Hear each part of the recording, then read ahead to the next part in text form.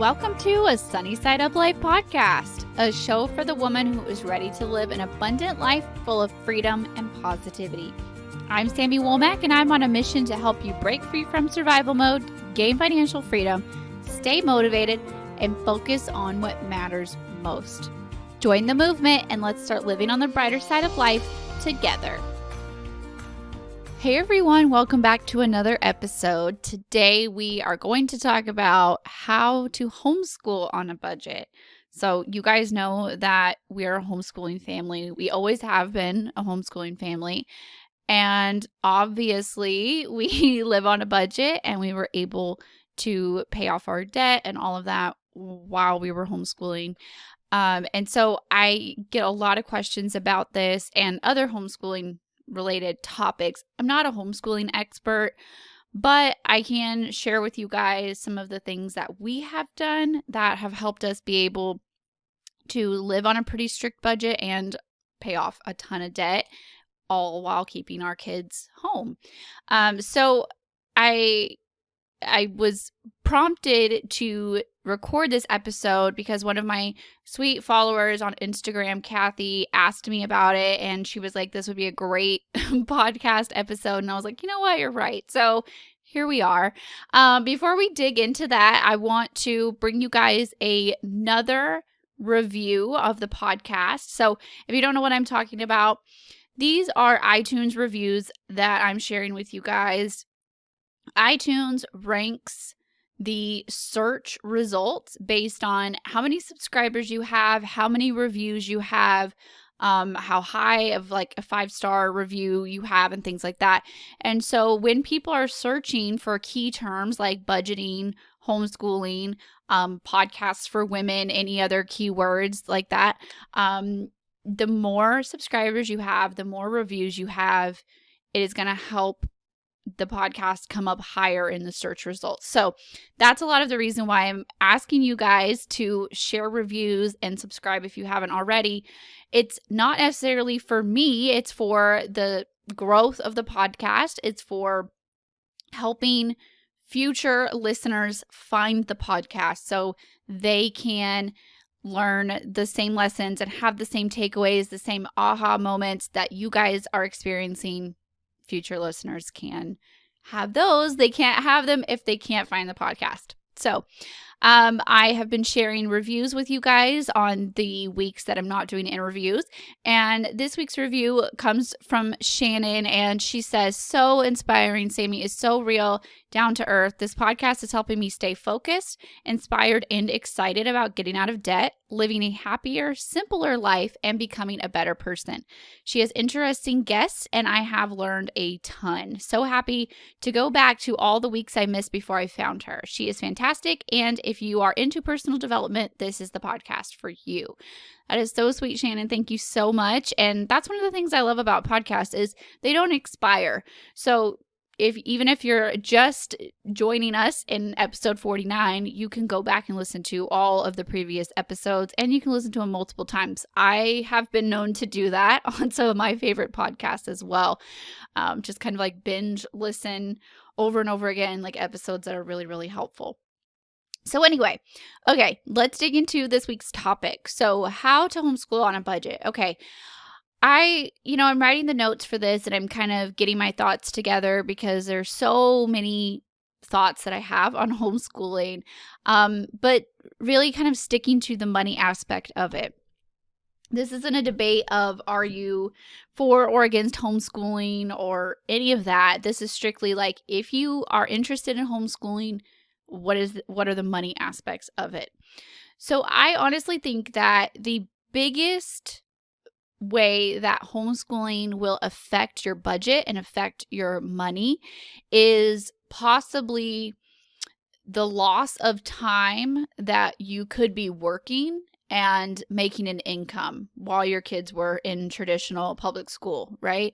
Or even in daycare. And we've thought about this a lot, about the fact that, I could be working a full-time job out of the house if our kids were in public school and what that would do for us financially. And I honestly think that is the biggest money factor when it comes to homeschooling. The actual physical act of doing the schooling is not that expensive.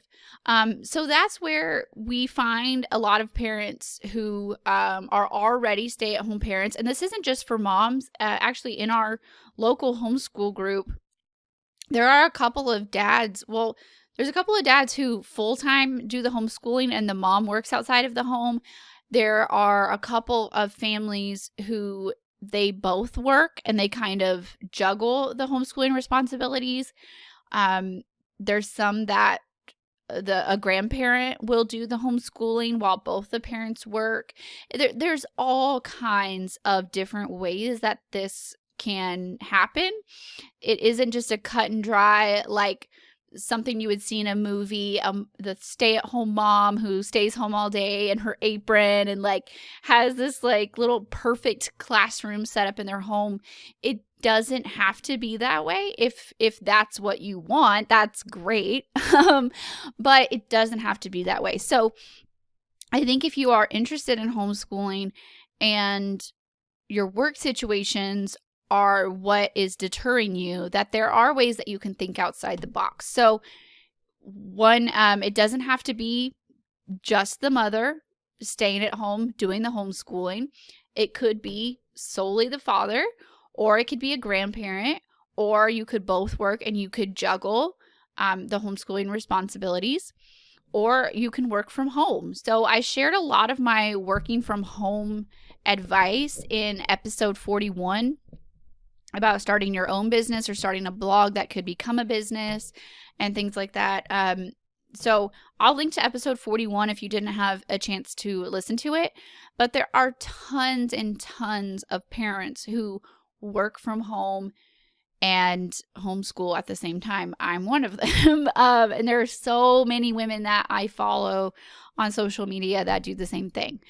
And I also think that a lot of it is time management. And I think that a lot of people get the misconception that homeschooling is recreating school at home. It's not necessarily. It is not an 8-hour, 5-day-a-week thing. It just isn't. It doesn't take that long.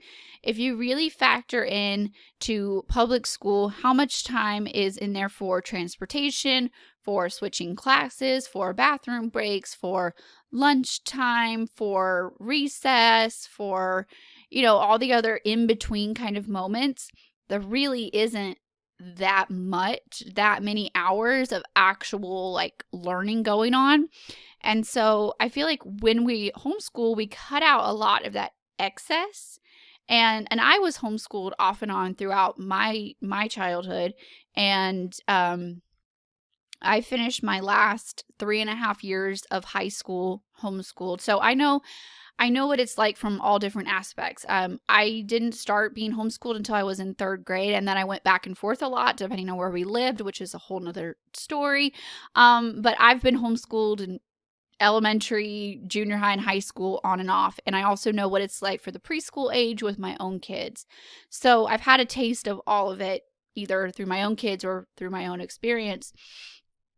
And it doesn't take that long, no matter what age you are. Yes, in high school, I did spend a lot more time than my kids do with their, preschool, early elementary ages. But it's not 8 hours, 5 days a week at all. So there is plenty of time for you to, one, have a life. And it's not just like you're every single day, that's all you're doing.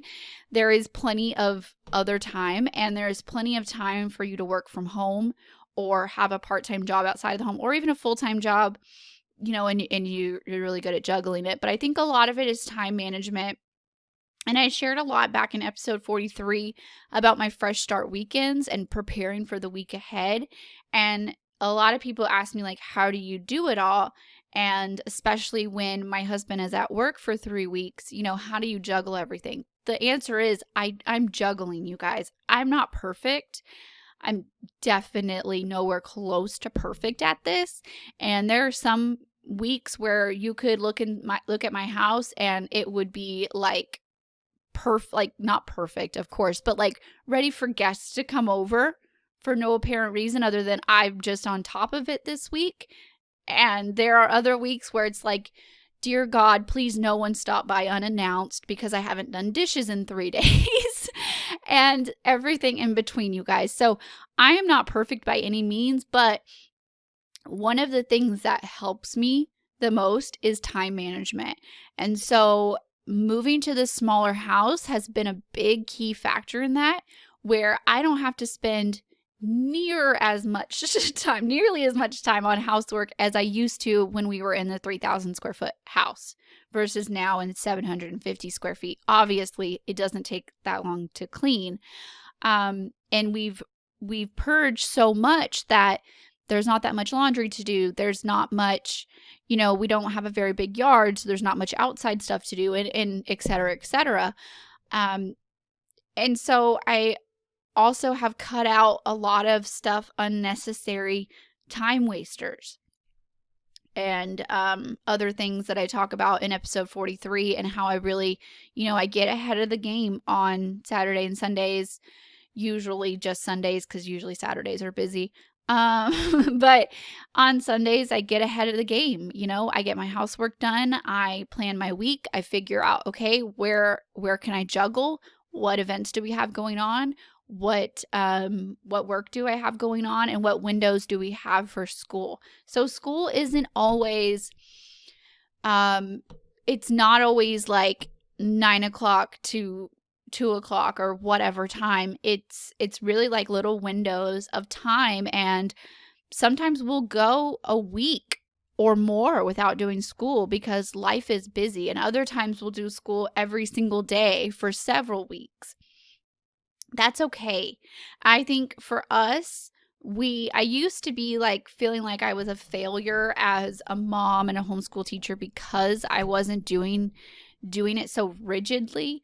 But the more that I've kind of gotten into the journey and loosened up a little bit from my control freak ways, I realized that life doesn't really happen like that. And I think that one of the beauties of a homeschooling experience is that your kids get to learn how to be humans, not children, not just children. You know what I mean? They're tiny humans. And as adults, we don't always live such a rigid life, especially not in our lifestyle. Like, we just have a very non-traditional, with me working from home and my husband's work schedule with 3 weeks on and 3 weeks off. And that's us. Like, our life kind of goes in waves, So we live kind of differently depending on whether or not my husband's home, what's going on, all that. So anyway, it doesn't have to be super rigid, I think was my point of all of that time management rambling. And so if that is scaring you, don't let it scare you. It doesn't have to be, like something you would see on a movie and all of that. But I think that money is something that really holds people back from wanting to homeschool, the desire to homeschool. And maybe it isn't possible right now, money-wise. Like, maybe both parents do need to work full-time. Maybe there isn't a grandparent who can help. Our mothers definitely couldn't homeschool, help homeschool. They both still work full-time. We have our kids have very young grandparents. So both of our mothers still work full-time, and that's just not our reality. And maybe it's not yours either. And so maybe you're just like, look, we need both of our full-time incomes. There's no one who could help. It's just not going to work right now. Okay, maybe that is your reality right now. But I want you to realize that if you have this desire in your heart to homeschool, to have your kids home with you, to spend more time with them than you do apart from them, I don't want money to be the thing that holds you back. And what I mean by that is Maybe that's not your reality right now, but that doesn't have to be that way forever. Okay. Maybe that is one of your whys. Maybe that is one of your goals. Okay. Like a lot of people will list like retiring at a certain age or owning a home or building their dream home or et cetera, as their goals. Maybe one of your financial goals is to be able to either cut back to part-time or work from home or not work at all and be a stay-at-home parent and homeschool. Okay. Maybe that is one of your goals. And maybe that is something that's the driving force for you to get your money in order, to get out of debt, to build up your savings, whatever that looks like for you. Maybe that is your goal. Maybe it's not a reality right now, but maybe it could be in 2 or 3 years or next year or 5 years, and that needs to be one of your driving forces. Maybe that is your driving force for moving to a smaller home. So you're not, spending all your time cleaning all the time. You're not spending all of your extra money paying for a house that's too big for you. Okay, that was a big driving force for us because we were like, something's got to give. And I don't want to work full time out of the house and send our kids to public school. I would rather live in a small house. So it's a lot of what are your values, what are your goals, and how can you make the two coincide? And I also think realizing that it doesn't have to be a forever thing. Like I said, I went back and forth from public school to homeschool, and I turned out just fine. My husband did as well. He had a experience where he went to private school. He went to public school. He was homeschooled. He went back to public school. So he kind of had a back and forth experience as well. So we both had very non-traditional education experiences, and we both turned out just fine. So, don't let that be like, oh, I'm going to scar them forever if I put them back and forth. No, they'll be okay. They'll be okay as long as, you love them and you support them and you're there for them, all that. So don't let that be like it has to be one way or the other. No. Okay. So on the terms of curriculum, because this is always where the conversation goes after everyone's like, okay, I've decided for sure I want to do this. Now, what do I do? So curriculum is a question that I get asked about a lot, and you can, Google different kinds of curriculum all day long and different brands of books and things like that all day long. And you will get very overwhelmed very quickly. I have a lot of years of experience with homeschooling, and every year in about August or so, when I sit down to think about new curriculum, I'm like, this is why I don't like this. This is what is overwhelming. The curriculum is really overwhelming to me. It's exciting because I'm a bookworm and I love all of that kind of stuff. I'm right at home in a school supply store or a craft store. I love all that kind of stuff, but it can get really overwhelming when you start looking at prices, when you start trying to plan things and all of that. So what I do is I will get on the website and I will make a list of the books that I think I need, how much they cost, and then, I'll kind of go through that list of like, okay, do I really need this? And I take some time. I set time apart to dig into it, to plan it, to budget it, to be like, okay, she really doesn't need this book. She could wait until, mid school year to get this book, or actually she kind of doesn't need it at all. Let's cross that off the list, things like that. So last year, or at the beginning of the last school year in August, we switched to Sunlight curriculum because I had a lot of Instagram friends who were using it and loving it. And we had been using Abeka, and I was raised on Abeka, but also in the 90s or early 2000s, there wasn't a lot of options like there is today. When we first started homeschooling, we knew like no one else that was homeschooled. And so my mom, got what she could, and that was Abeka. And it was great. It's very Christian based. which I actually enjoyed a lot. It brought up a lot of good conversations, and I feel like I was very, very prepared for college. But Albeca was turning out to be a little too rigid.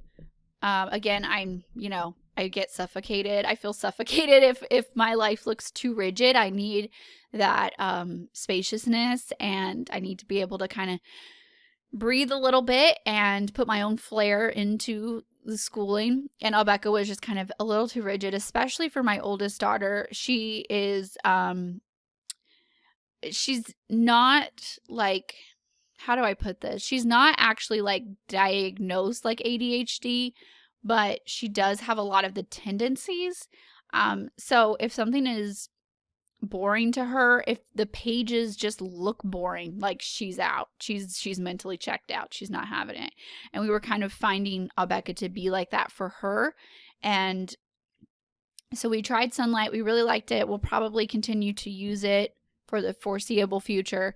And last year we spent probably about $200. I don't remember exactly off the top of my head. Not really that much for all three girls.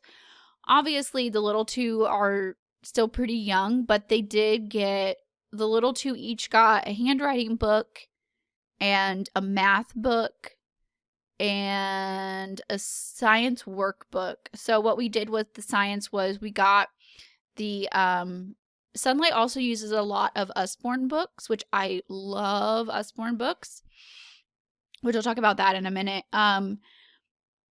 But we used a science Usborne like curriculum book. So it was like a textbook style. And then we just got workbooks for each one of the girls. And we used the same science book for all three of them.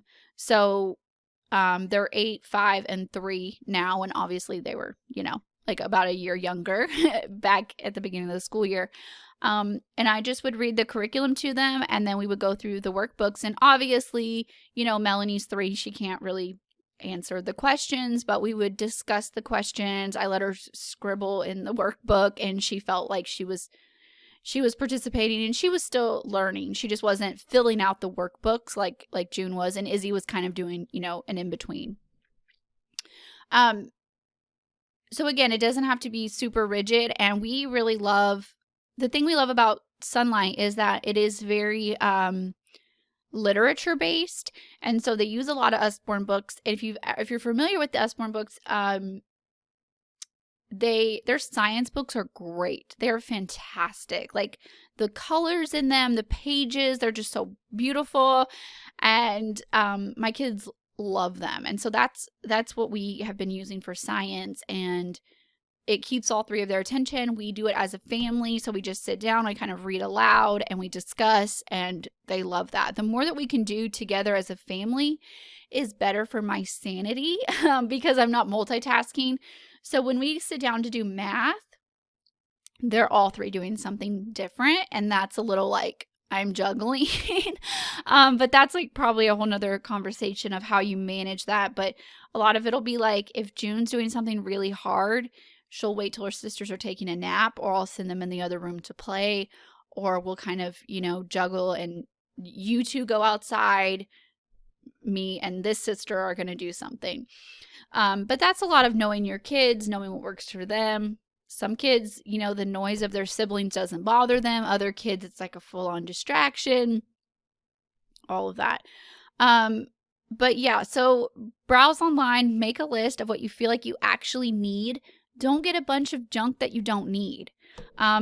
They're going to try to sell you a full kit, no matter what brand of curriculum you use, whether it's Sunlight or Albeca or all of the other curriculum out there. They're going to try to sell you a full kit. You, most of the time, don't need it. If you feel more comfortable having the full kit, go for it. But I bet you your second year, you won't feel like you need it.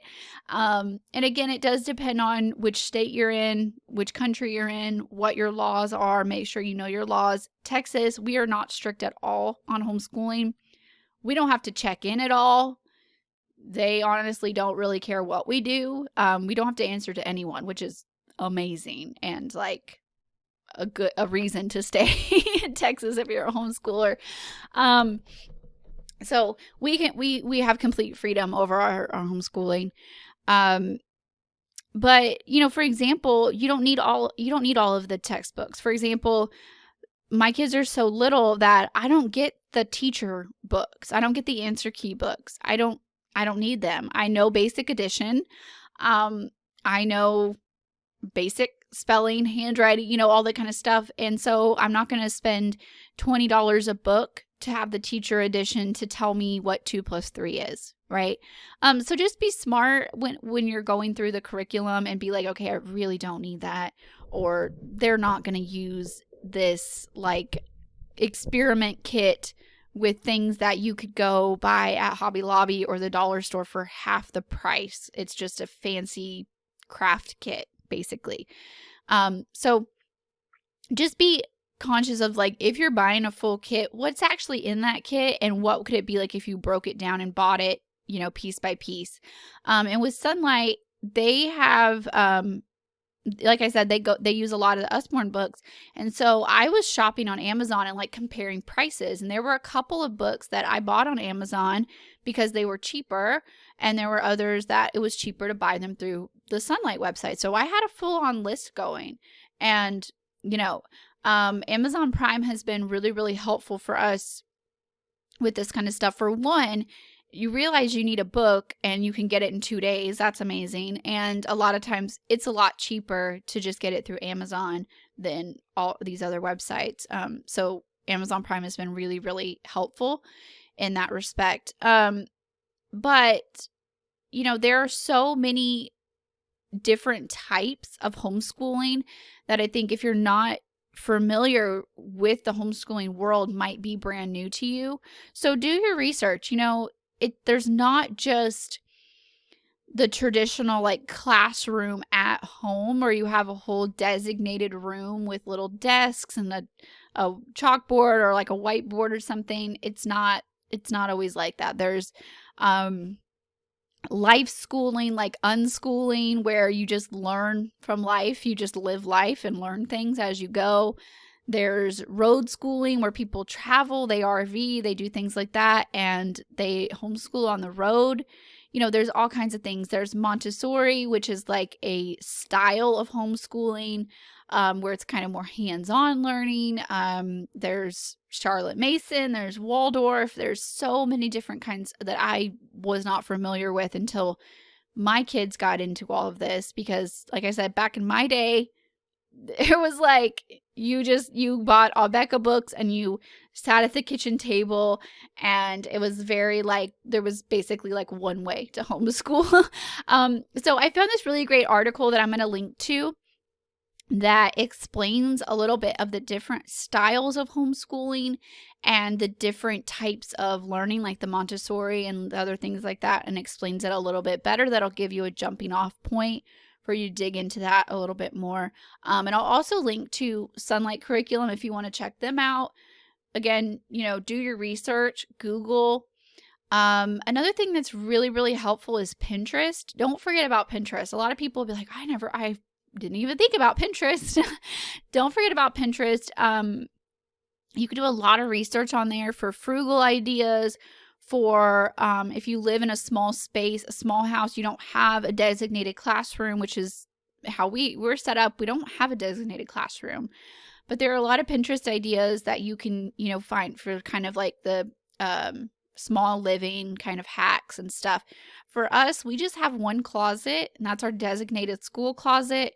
We have our books in there. We also have all of our arts and craft supplies in there, all of our puzzles, all of our paint, like all that kind of stuff is in that one closet.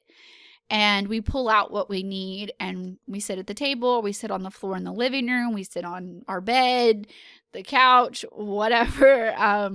And so it works. You don't have to have a full classroom and all that kind of stuff.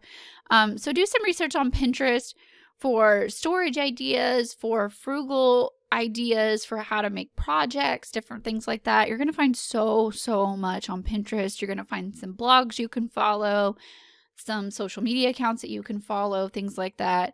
And you'll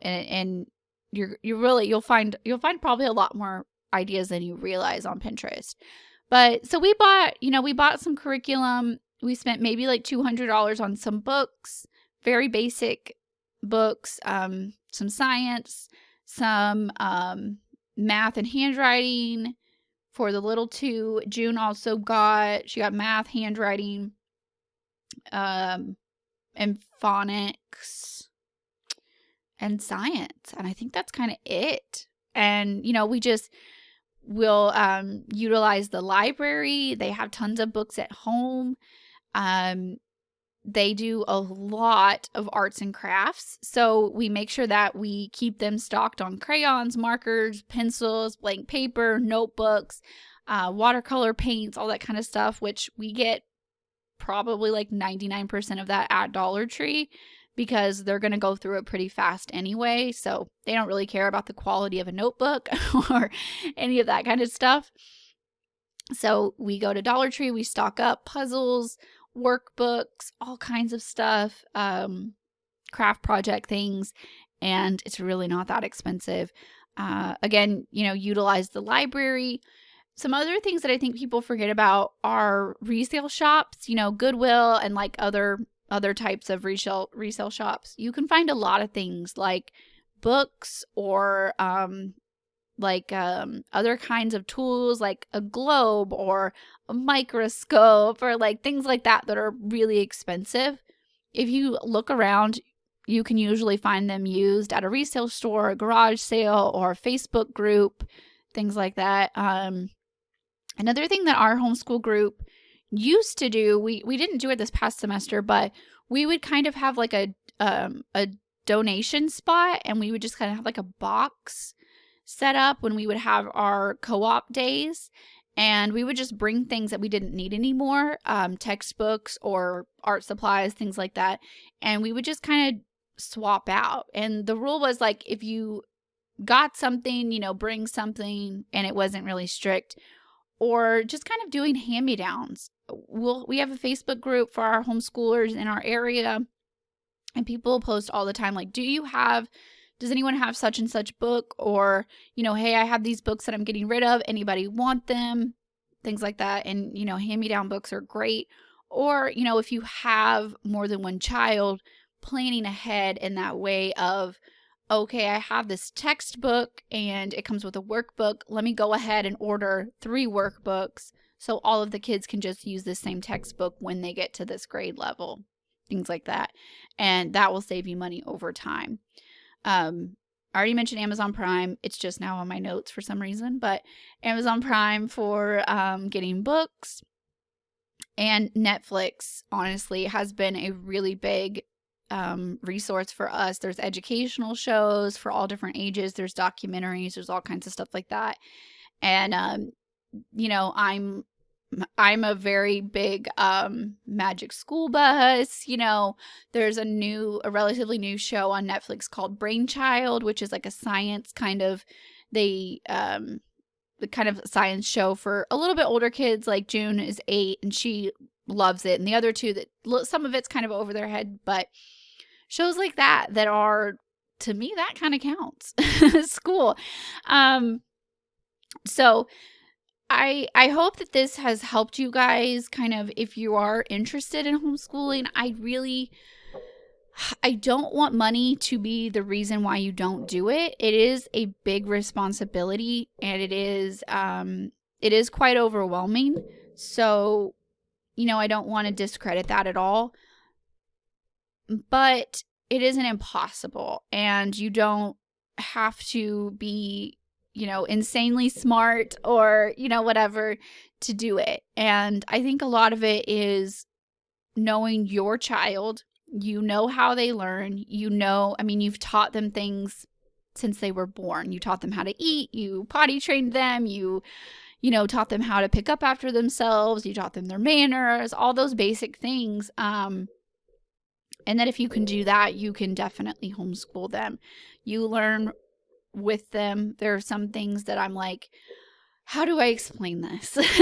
And I do my best, and I go into it with an open heart.